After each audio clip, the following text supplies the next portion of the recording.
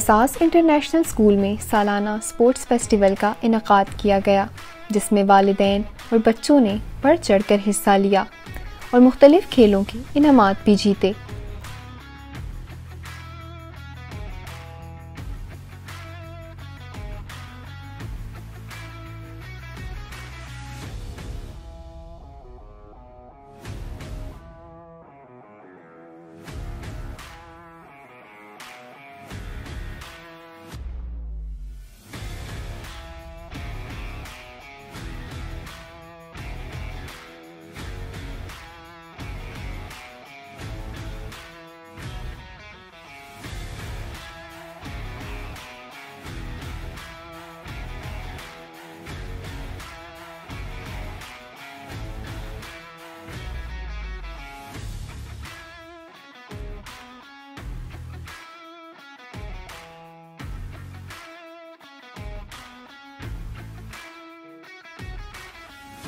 असास school के chairman doctor Arshad Zia ने बच्चों की हौसला अफजाई की और उन्हें सराहा।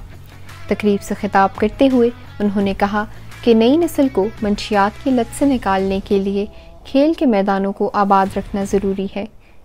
इस तकरीब का मकसद भी यही है।